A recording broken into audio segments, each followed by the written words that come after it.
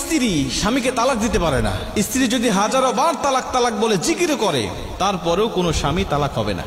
অথচ আজকে দেখতে পারি অধিকাংশ স্ত্রীরা স্বামীকে তালাক দিয়ে অন্য পুরুষকে গ্রহণ করে নিচ্ছে। অধিকাংশ স্ত্রীরা আজকে স্বামীকে তালাক দিচ্ছে। যতটা পুরুষ স্ত্রীকে তালাক দেয় তার থেকে অনেক অনেক গুণ বেশি স্ত্রীরা স্বামীকে তালাক দেয়। আর এর জন্য মেন দায়ী যেটা, সেটা হলো আমাদের দেশের কিছু অশিক্ষিত কাজী, যাদের ন্যূনতম শরীয়তের কোনো মাসআলা মাসাইলের কোনো জ্ঞান নাই।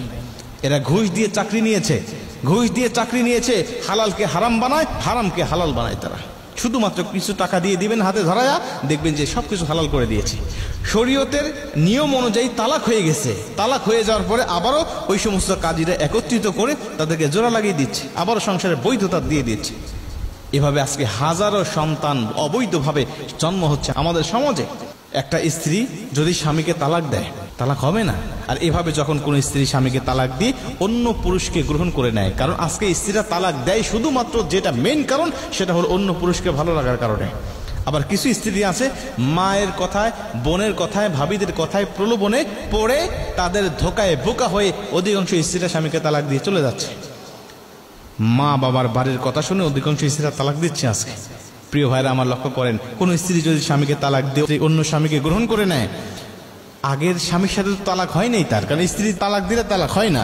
তো তালাক যখন হয় নাই, তখন অন্য পুরুষকে সে গ্রহণ করলে সে বিয়েটা কখনো বৈধ হবে না। আর ওই পুরুষের সাথে সংসার করে যত সন্তান সে জন্ম দিবে, সব সন্তানগুলো হবে অবৈধ সন্তান। আর এই অবৈধ সন্তান আল্লাহ জানে আমাদের সমাজে কত বিরাজ করছে। এভাবে দেখবেন যে আবার কিছু বিয়ে আছে, দেখবেন যে স্বামী স্ত্রীর তালাক হয়ে গেছে, শরীয়ত সম্মতভাবে তালাক হয়ে গেছে। তালাক হয়ে যাওয়ার পরে স্ত্রীর উপরে যে 3 মাস 10 দিন 13 দিন যে ইদ্যত পালন করতে হয়, এই ইদ্যত পালন করার মতো ধৈর্যশীল নারী আমাদের সমাজে আর পাওয়া যায় না। তালাক হয়ে গেছে 7 দিনের মাথায়, 15 দিন 20 দিনের মাথায় দেখবেন যে আবার অন্য জায়গায় বিয়ে হয়ে গেছে, ওখান থেকে দেখবেন যে আবার সন্তান জন্ম নিচ্ছে। এভাবে আমাদের সমাজে অগণিত অবৈধ সন্তান জন্মগ্রহণ করতেছে। আর এদেরকে যখন আপনি কোরআনের কথা বলেন, এদেরকে যখন ইসলামের কথা বলেন, তাদের মাথায় আগুন ধরে যায়, ইসলামের কথা তাদের সহ্য হয় না। প্রিয় ভাইরা আমার, লক্ষ্য করেন, এখন অনেকে বলতে পারেন, হুজুর কাবির নামার 18 নম্বর কলমের মধ্যে আছে যে স্ত্রী স্বামীকে তালাক দিতে পারবে। ভাই, ওই 18 নম্বর কলমের মধ্যে যেটা আছে এটা ইসলামেরই নিয়ম।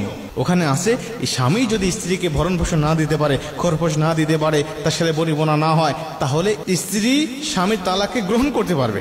মানে স্বামী স্ত্রীকে আগে অনুমতি দিয়ে দিবে, দেখো আমি যদি তোমার হকগুলো আদায় না করি, খরপোশ না দিতে পারি, তোমাকে শারীরিক মানসিক কোনো চাহিদা যদি পূর্ণ না করতে পারি, তাহলে তুমি ইচ্ছা করলে তুমি আমার তালাক গ্রহণ করতে পারো। এই বৈধতা যদি স্বামী স্ত্রীকে দিয়ে রাখে, তাহলে স্ত্রী তখন বলবে যে দেখো তুমি যে আমাকে অনুমতি দিয়েছিলে, তুমি যে আমাকে গ্রহণ করার ক্ষমতা দিয়েছিলে, আমি এখন তোমার সেই তালাকটা আমি গ্রহণ করে নিলাম।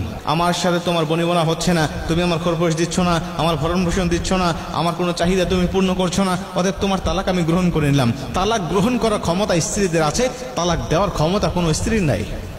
অথচ আমরা নিজেরা নিজেদের বিভিন্ন আইনগুলো বানিয়ে নিয়ে আজকে অধিকাংশ স্ত্রীরা স্বামীদেরকে তালাক দিয়ে তারা ইচ্ছা মতো সংসার করছে অন্য পুরুষের সাথে, আর এভাবে হাজারো সন্তান তারা জন্ম দিয়ে যাচ্ছে। প্রিয় ভাইরা আমার, এজন্যই আজকে আমাদের সমাজের এই করুণ অবস্থা।